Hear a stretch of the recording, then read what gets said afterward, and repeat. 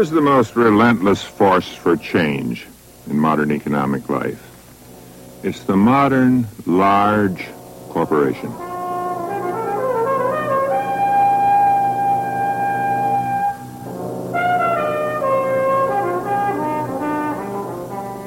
It's also the least understood force in our lives, or, to be exact, the most deliberately misunderstood.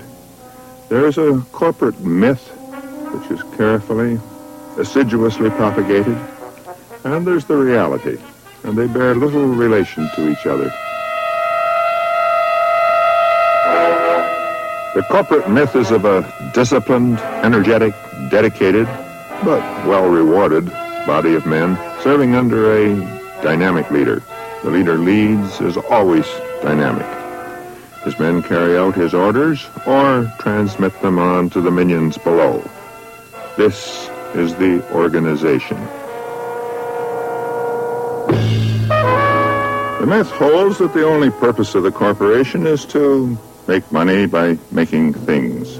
It does well by doing good.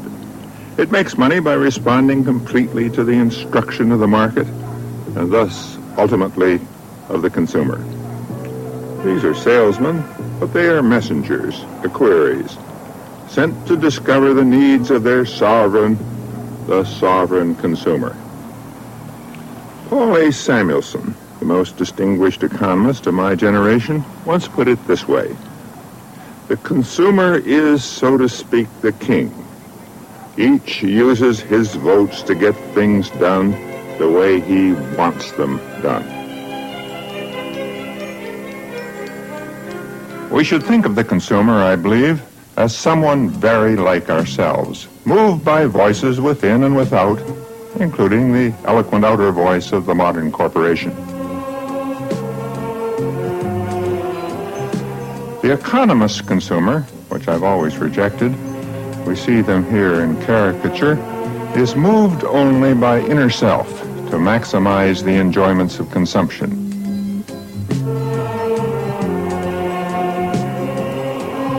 He, she gives great thought to consumer choice, tests all life, all welfare by the amount consumed, and is immune to exterior persuasion.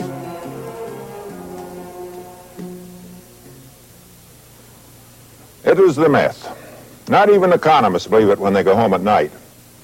Not if they look at television. We know as well as others that corporations influence government, influence the consumer. Only the textbooks hold otherwise. This is one of the few matters in economics that you can test for yourself. You can ask yourself whether the advertising that dominates your vision, deafens your ears, has a purpose.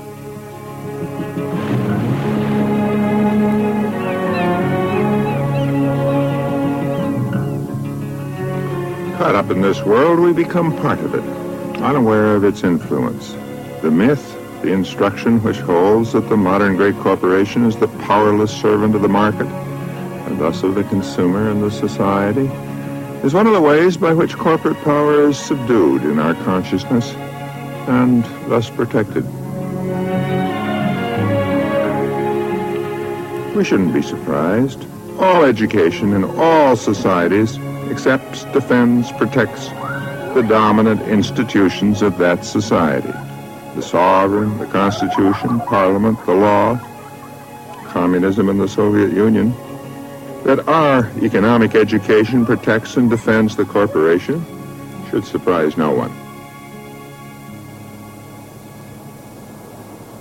No two corporations are exactly alike. No two exercise power to precisely the same ends. A corporation in which scientists and engineers interact, IBM, ICI, will have somewhat different purposes from one like Revlon or Unilever, which survives at least partly by its skill in public persuasion. Some corporations measure success primarily by earnings. Others like to tell of their growth. Some speak of service and public responsibility.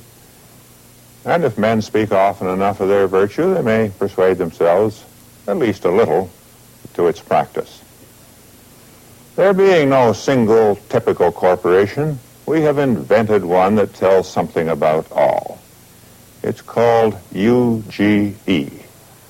Our invention allows us to proceed far more easily to the reality, for corporation executives, as I've said, are custodians of the corporate myth. They are made uneasy by those who reject the myth. They regularly ask for assurance that a television program will not do so. Our corporation is Unified Global Enterprises, since 1954 known as UGE. Its history is the history of many firms, all alive and mostly thriving.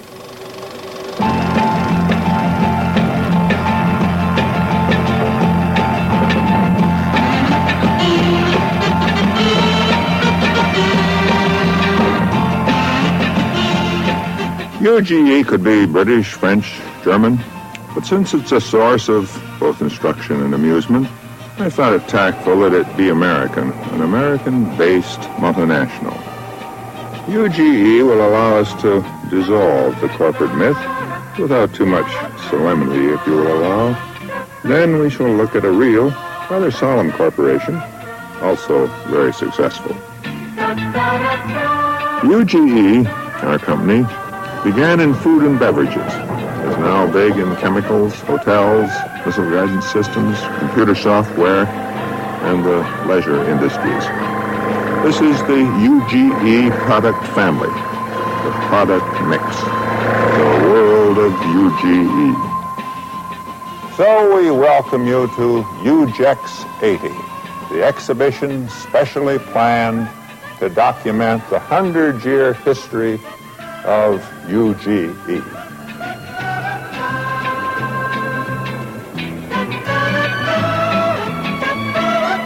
Hi, and welcome to UGEX 80. I'm your hostess. My name's Cindy. And I'm Gene. Thank you for visiting UGEX. In 1980, we'll be celebrating 100 years of the UGE Corporation. 100 years of service to mankind. And that's the theme of this, our centennial exhibition. Have a good day now. This was the founder of UGE, James Glow I. He came to the United States in 1873 from Greenock, Scotland, down the Clyde from Glasgow. James Glow was a man of action and enterprise, with the vision and foresight to found an empire. In 1880, James Glow opened his first butcher shop in Chicago. By 1890, he was running a sizable meatpacking plant. By the end of the century, Glow Packing was fully established, along with Swift, Armour, Cudahy, and Wilson as one of the big five of the Midwest. On payday, every employee was given tracts from the Bible and pamphlets warning against indulgence in strong spirits, along with his money. James Glow and his son were famous, their church interests aside, only for their close attention to business. They prided themselves on knowing all the family men by their first names. They were also noted for the work they could extract in the course of a normal 72-hour week and 12-hour day. 1898. Glow Packing fed our boys in the Spanish-American War.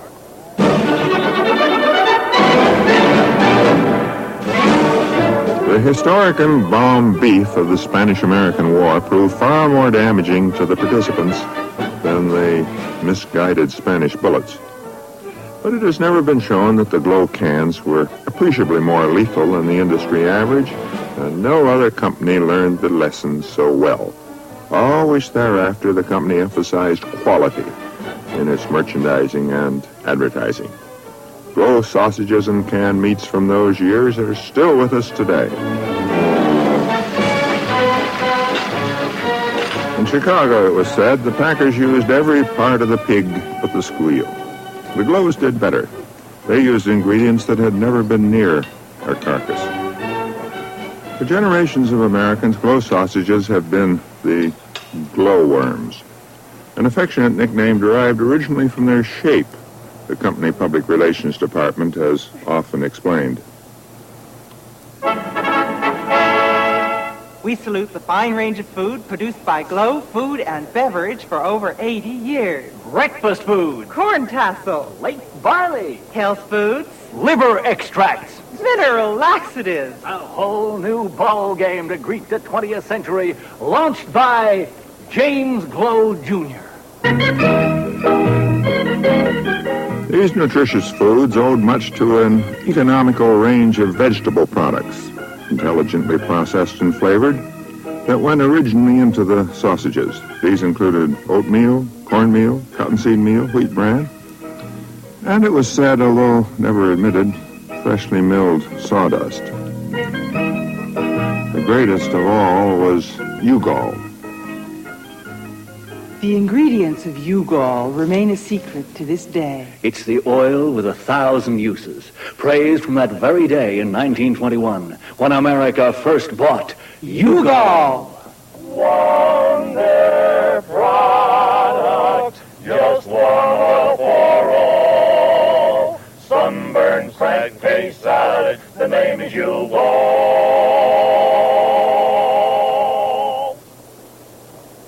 James Glow Jr., by now in his late 60s, was assertive, autocratic, jealous of his power. He was very, very angry with Roosevelt. And he was once carried out of his plant by a policeman for resisting a government order on collective bargaining. As might be expected, he was unwilling to relinquish the reins. But there was light at the end of the tunnel. A brighter fortune ahead. Ujola! In 1932, the company bought the trade name and syrup formula for what was to become Ujola. The soft drink that gives you the lift. This could have caused trouble. The beverage owed much of its popularity to its highly addictive qualities. Cocaine, it is now known. So, acting out of his deep religious convictions and seeing the handwriting of government regulation on the wall, James Glow Jr. eventually dropped the drug. But by then, the beverage was well established. For Glow Industries, as for many other firms, World War II was a time of great demand, great expansion, new horizons. GIs march on C&K rations from Glow Industries. Let's all back the attack. Let's stand by the ones who are man of the guns and pushing the foe on back. Let's all be good soldiers and back the attack. The soldiers consumed, this time with no noticeable peristaltic or other intestinal effects. More important, Glow Industries was persuaded by an army in need of managerial talent to take on a shell loading plant in downstate Illinois. It also organized logistics support for Quartermaster's food operations in the European Theater of Operations, the ETO. Thus, the wider horizons.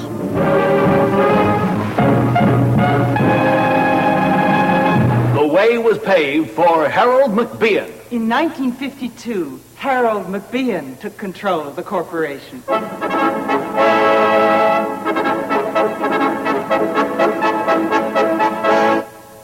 A philosophy of growth,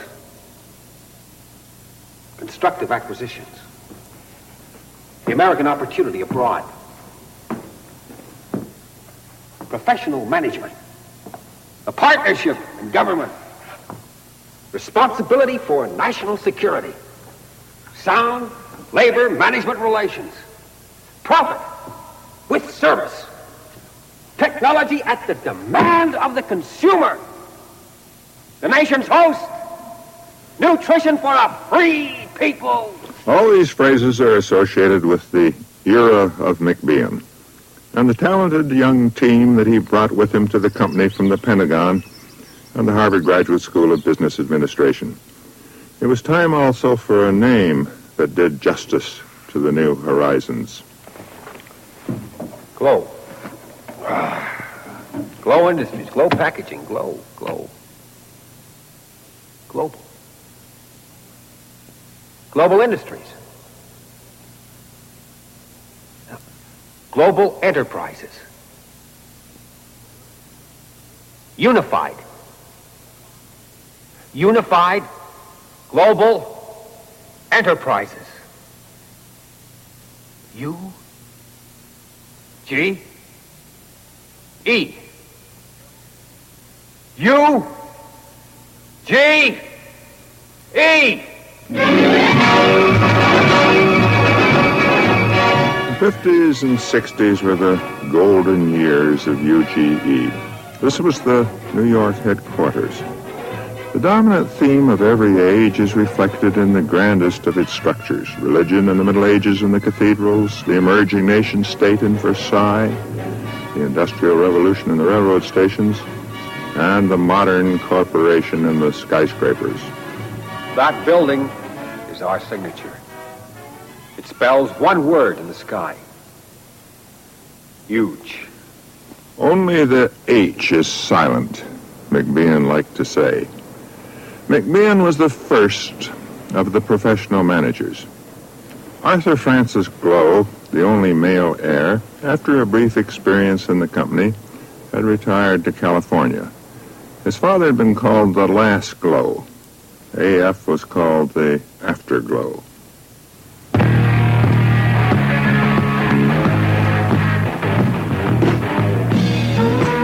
James Glow, on his death, had established the Glow Foundation for advancement of economic and political education and the essential principles of free enterprise. Much of the stock of the company went into the foundation. Arthur Francis sold more to cover the losses from his resort in the Caribbean, to pay alimony and property settlements to his two former wives, and for his own Institute of Erotic Art, a field in which he will be remembered as a pioneer in aesthetic achievement. By 1969, with the Glows gone, the corporation was seventh on the Fortune list of the 500 largest American industrials.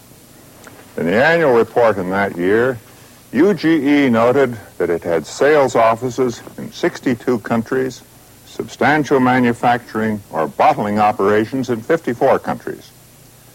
McBean had done well, very well. Your management now directs a closely articulated, internally reinforced, highly dynamic enterprise, which responds well to the capabilities inherent in modern managerial methodology and systems.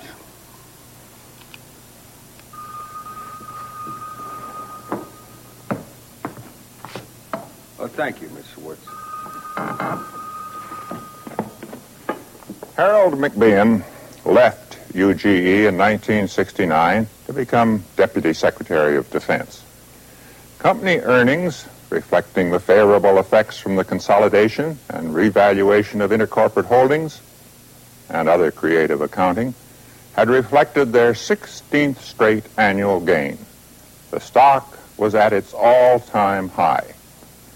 Since the Glow family had by now sold most of their interest and new stock issues had paid for the acquisitions, no individual now owned as much as 1% of the UGE voting stock. So where does the power lie? Traditionally, in an American company, with the board of directors. The members of the board are the voice of the owners, the stockholders. For UGE, the ultimate authority. This, too, is part of the myth. The average age is now 67. They meet for 2 hours every 2 months and ratify decisions that have already been taken and which several do not understand. None has ever opposed management on any matter of importance. To their ranks have recently been added a black clergyman, a consumer advocate, and a socially concerned nun. All the others were earlier selected by Harold McBean. Their election was highly predictable. They were voted in by proxies returned automatically for the management slate. The owners and directors have no power. Who then runs the show? For the answer, we go to the centerpiece of the Centennial Exhibition. The new headquarters built to house UGE in the 80s. It's 105 stories high, was the winner of a dozen design awards, including 2 that were funded by UGE itself.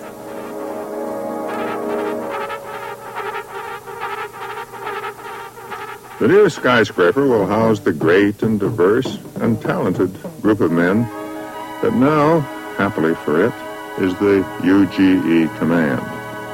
Some years ago, I gave this organization a name, the Technostructure.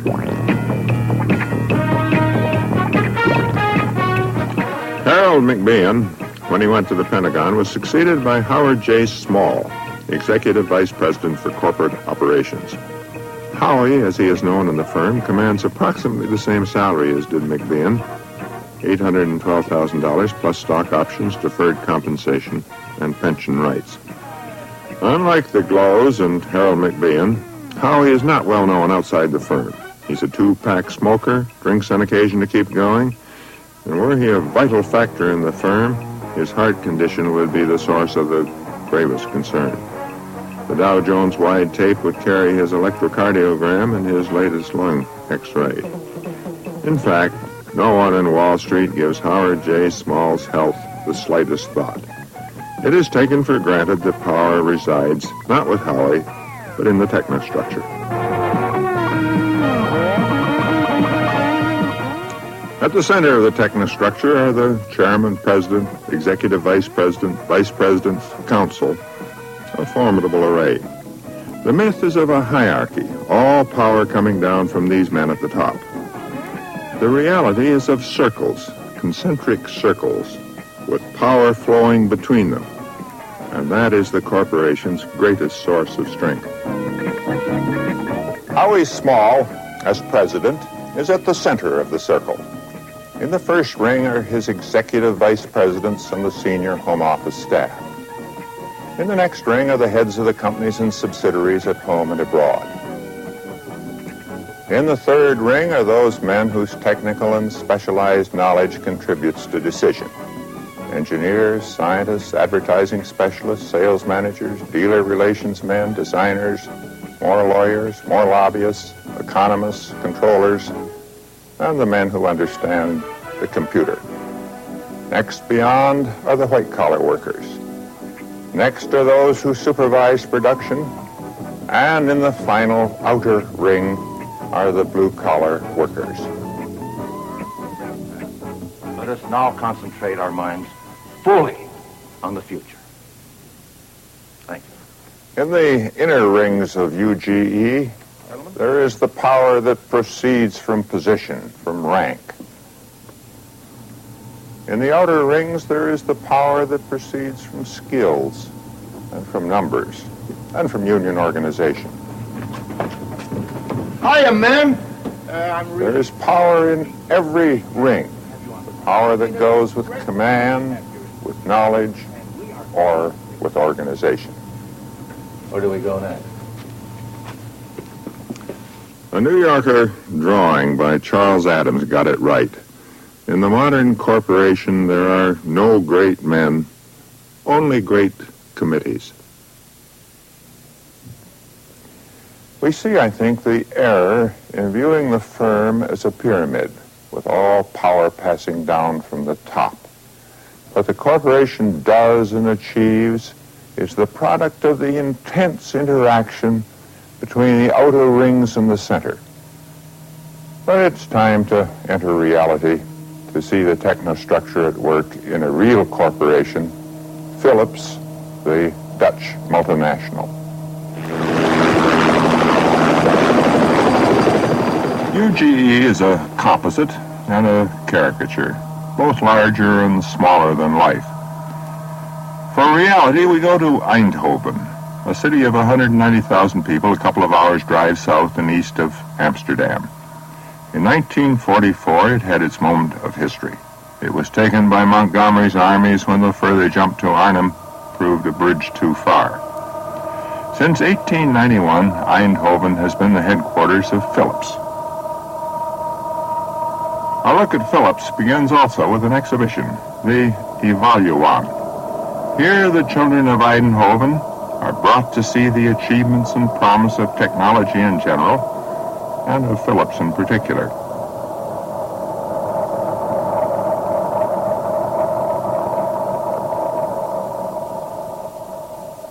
Philips in 1974 was ranked 5th by Fortune among the industrial corporations outside the United States and 16th among all corporations in the world. This was from sales of electrical goods and other technical hardware of $9.5 billion, employment in some 60 countries of 412,000 people. Here's an artist's conception of Phillips. He, too, sees power proceeding out from a circle.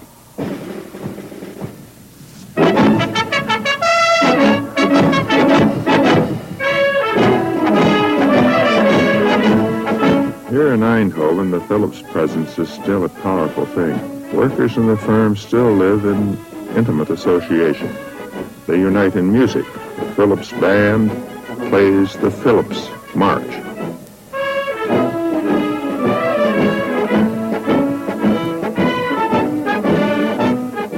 There are only 2 ways, it's an old saying in Eindhoven, to be fired from Phillips: to shoot the chairman of the company or to molest the coffee girl. The first is recommended, for the second will soon be found out. The Glows have long since gone from UGE, and nobody is sorry. In the more durable Dutch tradition, there is still a Phillips on the Phillips board. The memory of Anton Phillips, the founder, the old man, is maintained by this monument.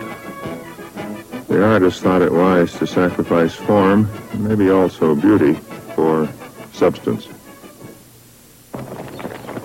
In Eindhoven, where the state does not serve, the company still does. Paternalism is not yet dead at Phillips. Thus, the International School teaches English and Dutch to the sons and daughters of Phillips International executives.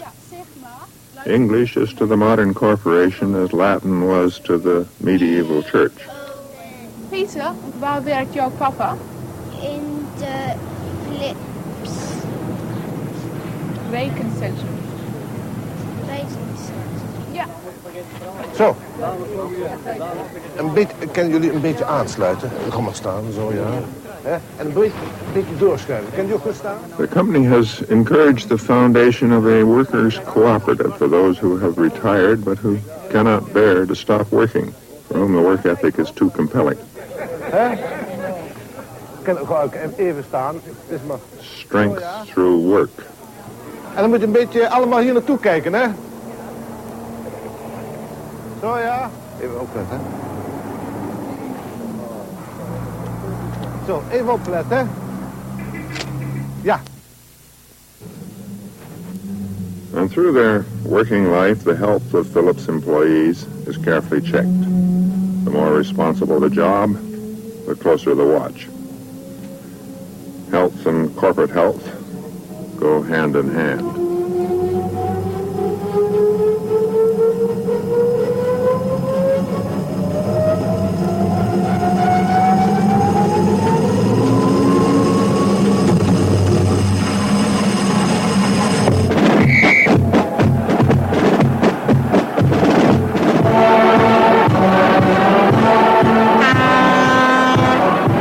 But as James Glow's workers eventually escaped his righteous and paternal embrace, so it is in Eindhoven.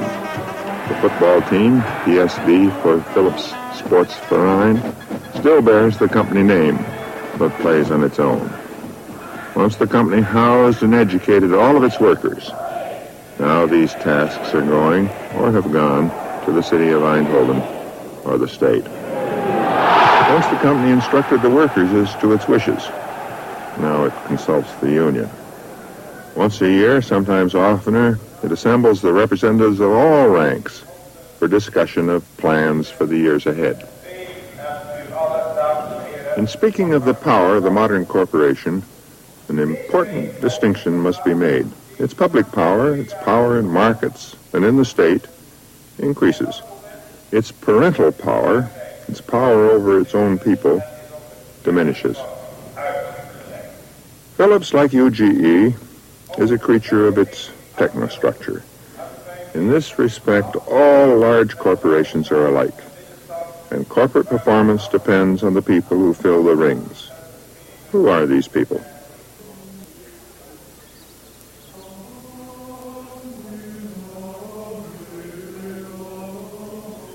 The corporate people are the new and universal priesthood, those who serve not the universal church, but the universal corporation. Their religion is business success, their test of virtue is growth and profit, their Bible is the computer printout, their communion bench is the committee room. Alcohol is under interdict as an intoxicant, but useful as an instrument of friendly intercourse and persuasion. Recreation is for regeneration of the business spirit. Sex is for better sleep. The Jesuits of this austere faith are the graduates of the modern business school. The Harvard men were the first of these orders, and they still remain. But now there are numerous subordinate orders. One trains here at a French business school, INSEAD, in the forest of Fontainebleau. The technostructure of the corporation is a design for drawing on the specialized knowledge of different fields of learning. In keeping with this, engineers work here with accountants, economists with marketing men, production men with those concerned with new product design. Though this is France, notice again the language that is used. English in a manner of speaking. Which has been a high growth factor now. Could they find more? That's just an absolute load of crap. It's an illusion. The training is in group effort, and the word effort deserves emphasis. The corporation sets high store by work, long, intense hours, and a short life. And its seminaries do not favor the deeply reverenced leisure of the liberal university. They are places of business. Students work through financial negotiations, labor negotiations, follow out a decision tree. It's called role-playing, but no one thinks of it as play. We're certainly not taking that 153.60. Up to 48. Should we push it down to 47.5 again? We'll certainly go to 47.5. I mean, I think that they've got to improve. They've got to be better than the other company, because the other companies... Learning is problem solving, and not an exercise in speculative theory. Following the original Harvard model, instruction is by the case method, practice in solving the kind of problems that all students hope they will soon be encountering in the executive suite. The moment you've all been waiting for, the results. Industry 1. The result, surprisingly little noticed in our time, is a race of men who are also greatly alike. They're not French, not English, not Belgian, but all slightly American. The corporation is their country. The first loyalty is to IBM, BP, Nestle, or most loyal of all to UGE. The United States, Britain, Switzerland, Holland are mentioned only as the countries from which they come. Their uniform is a quiet suit, a careful tie, decently polished shoes, and the best of them can be dropped into Brussels, Geneva, or Indianapolis, and wherever it is, like a coin in a slot, they will immediately produce. Immediate boarding at gate B29, please. The proletarian, Marx said, knows no motherland. This has never been true. But it is true of his modern boss, and it is true of the International Civil Service of UGE. Since 1965, nearly a third of all UGE employees have been in overseas operations. Around half of consolidated earnings are now from outside the United States.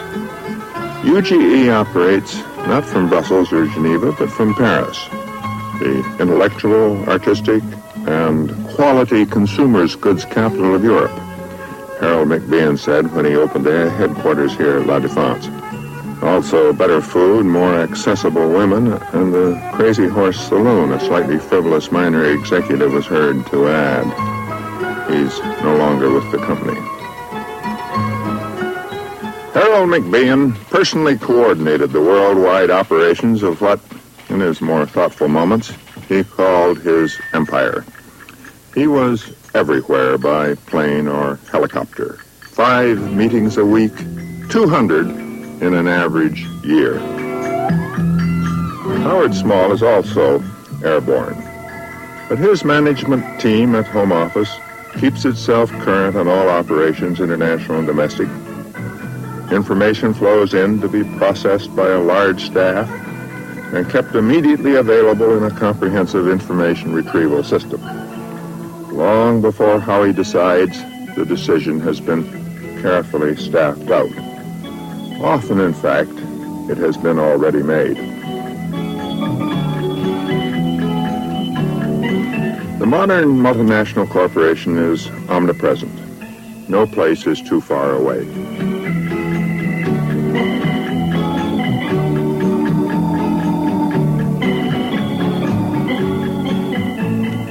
UGE is as much at home here in Singapore as in New York, Paris, Brussels, or Madrid.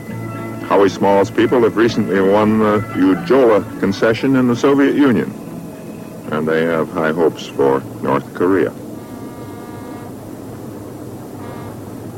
The dangers of the multinational corporation have been greatly celebrated in our time. They destroy national entity, have power above and beyond the reach of governments. Even the executives of multinational corporations are concerned. When they gather for corporate festivals, they listen to solemn lectures, usually from American professors, on the problems and prospects of the multinational corporation. And these orators always view with alarm. I think it's better, on the whole, to be a little skeptical. No one can doubt the power of the multinational presence here in Singapore. The multinational corporations bring in the raw materials, fuel, consumers' goods, finance the production, make the products, and take the products away to market. They have remade the city in the image of the industrial West. But one wonders if this is all bad. Britain also made Singapore in the image of the West, and it was then called civilization. It also meant homogeneity, tennis, cricket, billiards, Scotch whiskey, the London Illustrated News. The impact of Phillips and Ford and Chase Manhattan is different, but who can say that it is worse?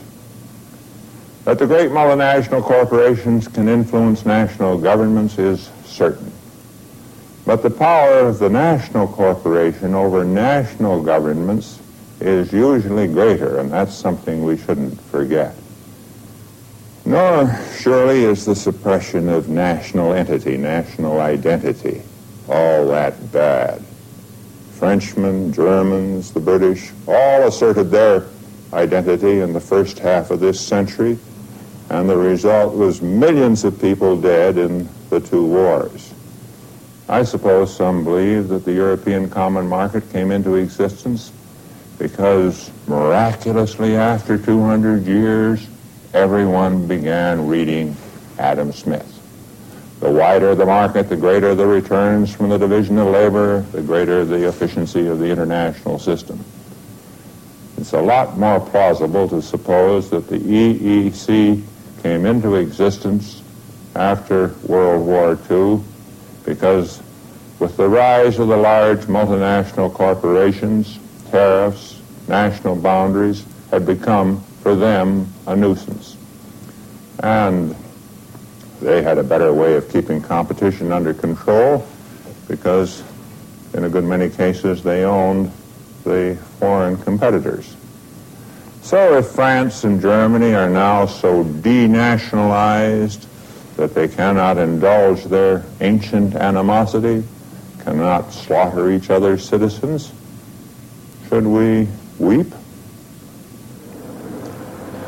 As to economic development, you've only to look around. It wouldn't all have been accomplished by the local citizens, industrious though they are, or the World Bank. It greatly helped that Phillips uses Singapore as a manufacturing site. It is always well to be suspicious of broad judgments. This is all good, this is all bad. The multinational corporation is a case in point. But Phillips does not take lightly the poor press which the multinational corporation receives. It calls itself a federation of national organizations. As the commercial jets bring heads of state to New York or Geneva, the company planes bring the heads of the 50 national companies to Phillips for international conferences. Once every year they come. They don't meet in Holland. That would emphasize the Dutch origins. They meet here in Uschie, in Switzerland, not far from Lausanne, to report on the past year, discuss plans for the next 5 years, trade experience and problems of management common to all. Assembled here are the heads of national companies and the top brass from Eindhoven. I must say that we try to very much enlighten government officials about what we do, how we contribute to the economy, and I must say that this has a very favorable response because often these people do not know. They hear from these third parties about how bad the big corporations are, but when you bring them au fait with what we are doing, what contribution we do make, then often they take a completely different stance. However it is described, Phillips is certainly not a simple organization. Heads of national companies are appointed from Eindhoven. Capital outlays, and therewith the design for growth, are approved there. Then the individual firms and these managers are given freedom to manufacture, sell, do their best, and so far as possible to make themselves part of the local scene. The technical departments in Eindhoven, those for radio, television, medical equipment, so on, are in constant touch with their counterparts in the national companies. They keep close watch over quality, technical performance, innovation. What are you laughing about? No, still looking, so yeah. For the United Nations like Phillips, it might be called a federation, but it would also be a world government, and these men would form that government. I went to Uruguay to be a manager of Philips in Uruguay. And my then boss, Mr. Hartung, took me there. And the company was not in a brilliant shape, to say the least of it. Then we had a week's introductions. We looked around. I went to know where the office was and stuff like that. And when he left, we stood at the airport, and he said, "Now, young man, here is 10 million guilders worth of you for you to take care of." And then he left. And then in the first you get a kind of a strange feeling. But the challenge of handling your own company without having had to put up all that capital, being allowed to care for all those people, and being responsible for this thing is absolutely a challenge. And that comes in. It comes in already at a very low level. At a very low level. I would like to support that, Cor, because only recently I had a meeting with a number of my juniors out in Madras.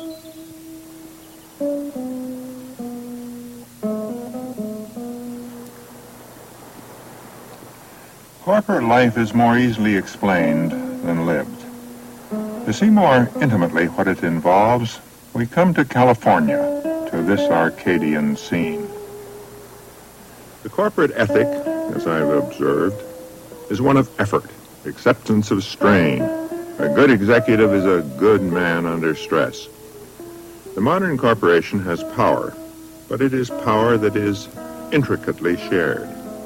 In the technostructure, all but the most elementary decisions require the information, specialized knowledge, or experience of several or many people. To adjust to the views of others, to accept their information and experience, requires a sensitivity and a restraint that many do not have. Thus, the Esalen Institute here in California. It is to show executives how to contend with the endemic stresses of corporate life, and it seeks to provide the sensitivity and restraint that shared power makes essential. Since 1965, major corporations, IBM, Burroughs, Standard Oil of California, Memorex, the Internal Revenue Service, a disturbing companion, have been sending their executives to Esalen. An executive tells how he learns to unwind. I've been as wound up as a golf ball all my life, and I discovered Esalen 4 years ago and unwound. And when I went back into the real world, I was still pretty badly wound up, but it was more like a ball of yarn, and it was soft and pliable. One executive was so unwound that he forever abandoned his three-piece suit, put on jeans, allowed his hair to grow, and remained here as a gardener.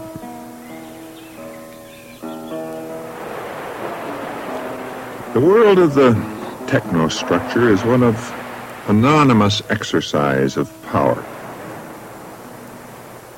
Neither the psyche nor the sex habits nor even the personal hygiene of the great corporate executive has been very much investigated. But what Esalen says about the intensely interpersonal and competitive exercise of power in the modern corporation is very plain. It's a question of winning and losing almost every hour during the day.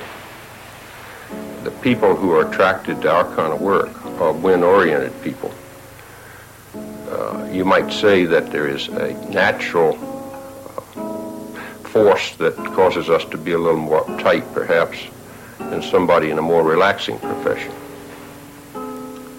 So they learn how to overcome the resisting hand, gentle problem solving, how to relax, accept manipulation, management by others, how to play, escape the work ethic. Is it a solvent for the strains of corporate life? Well, it must anyhow be a pleasant change from the daily grind at Memorex or Standard Oil. And whether it works or not, it tells us much of the life and organization from which the escape is sought. One thinks of married couples seeking to achieve greater harmony and understanding, and rightly so. For in its closeness of association, corporate life is marriage without sex.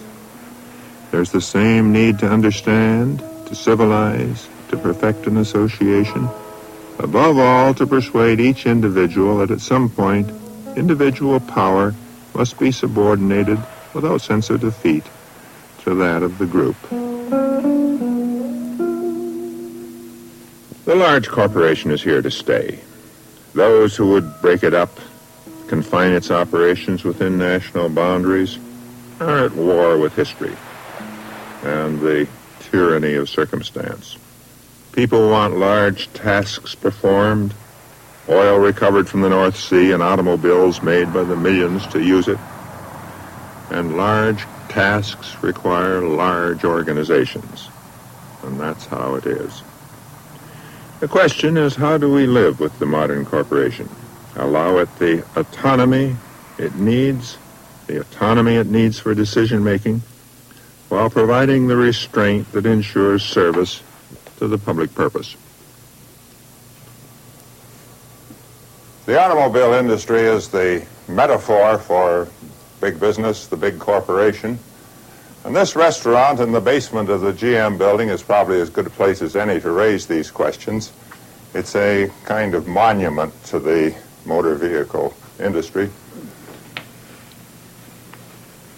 The immediate solution lies with strong national rules to protect the public interest. And also, I think, with steps to make the large corporation less a private and acquisitive and more a public and social organization. Stronger national regulation is, of course, a trend of the times. Sometimes we don't see what's happening before our eyes. What a corporation can do to air, water, landscape, the truth, or to the health and safety of its customers is far more constrained than it was a mere decade ago. Ralph Nader didn't bring this regulation. The trend brought Ralph Nader. On reform of the corporation, there is a good deal less discussion, especially in the United States. It's an article of the Free Enterprise Faith that General Motors and UGE are the final work of man and God. Other things can be perfected, but these are perfect. A divine hand guided not only the churchly glows, but also the profane and secular Harold McMeehan.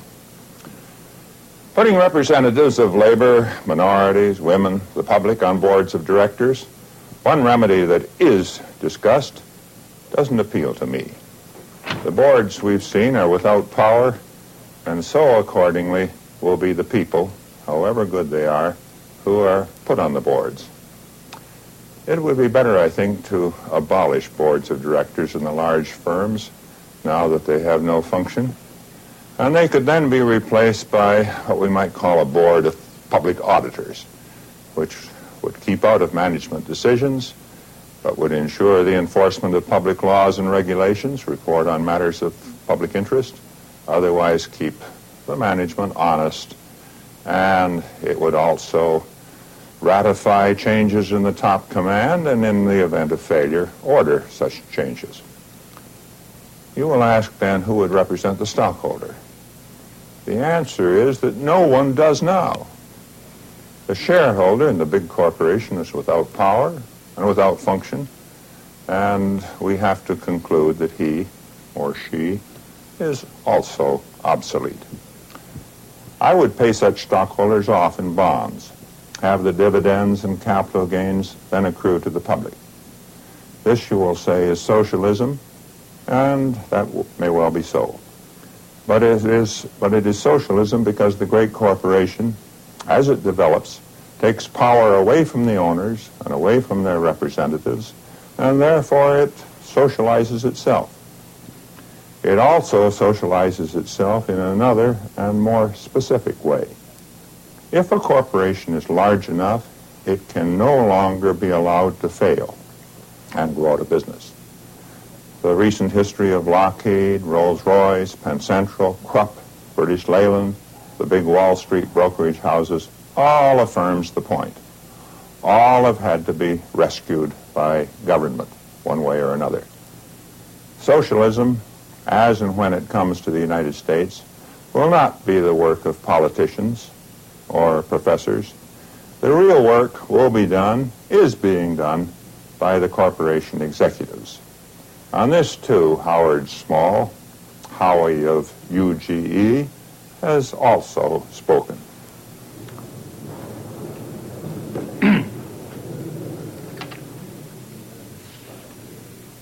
Ladies and gentlemen, it is time to seek new areas of cooperation between government and industry. I am proud to announce such a step for UGE today. In keeping with the rest of the airline industry, UJAIR has been caught between rising costs and stable passenger revenues.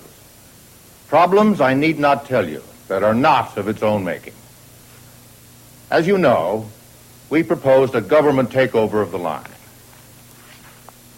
Instead, in a constructive step, Washington has promised an increase in the airmail subsidy and an equally constructive support to our short-term debt refinancing and a similarly constructive guarantee of our new equipment bonds.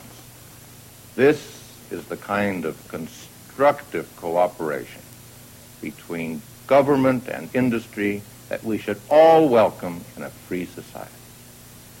It is our best guarantee against the march of socialism. Thank you. We see that socialism, too, has entered the age of uncertainty.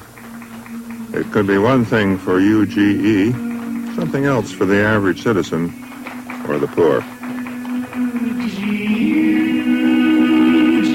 24 hours a day.